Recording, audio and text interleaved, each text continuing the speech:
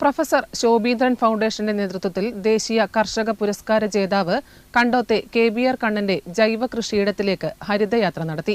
യാത്രയുടെ ഭാഗമായി KBR കണ്ണന്റെ കൃഷിയിടത്തിൽ നടന്ന വിളവെടുപ്പ് ഉത്സവം വനമിത്ര പുരസ്കാര ജേതാവ് വടയക്കണ്ടി നാരായണൻ ഉദ്ഘാടനം ചെയ്തു.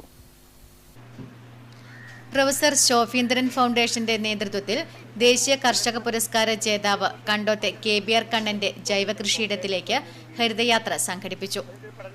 യാത്രയുടെ ഭാഗമായി കൃഷിയിടത്തിൽ നടന്ന മൂന്നാം ഘട്ട വിളവെടുപ്പ് കേരള സർക്കാരിന്റെ വനമിത്ര പുരസ്കാര ജേതാവ് വടയക്കണ്ടി നാരായണൻ ഉദ്ഘാടനം ചെയ്തു.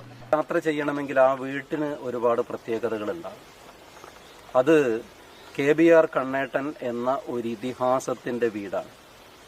KBR കണ്ണേട്ടനെ നമുക്ക് നിർവചിക്കാൻ കഴിയില്ല. അദ്ദേഹം കർഷകനാണോ എന്ന് ചോദിച്ചാൽ കർഷകനാണ്.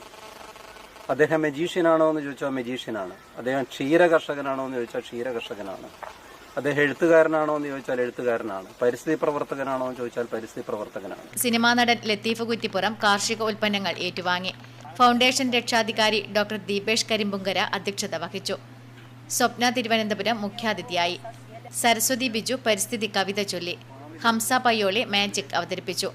മില്ലറ്റിനെ കുറിച്ച് മോഹനബാബു എഴുതിയ പുസ്തകവും KK ബിനീഷ് കുമാർ വളർത്തിയെടുത്ത വൃക്ഷത്തൈകളും യാത്രയിലെ മുഴുവൻ അംഗങ്ങൾക്കും കൈമാറി. അഹമ്മദ് ബറാമി KBR കണ്ണനെ ആദരിച്ചു.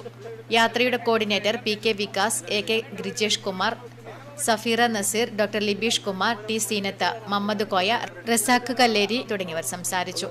യാത്രാംഗങ്ങൾക്ക് ഹരിത സർട്ടിഫിക്കറ്റ് നൽകി. യാത്രാംഗങ്ങൾക്ക് പ്രാതലിന് വിവിധതരം ചക്കപ്പഴങ്ങൾ, മാമ്പഴങ്ങൾ, വാഴപ്പഴങ്ങൾ തുടങ്ങിയവ നൽകി. ജൈവ ഉച്ചഭക്ഷണവും ജൈവ ഫ്രൂട്ട് സലാഡും നൽകി.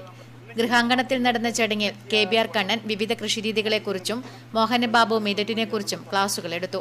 കന്നുകാലി ഫാം, മില്ലറ്റ് കഫെ എന്നിവയും സന്ദർശിച്ചു. യാത്രാംഗങ്ങൾക്ക് മില്ലറ്റ് വിഭവങ്ങൾ നൽകി.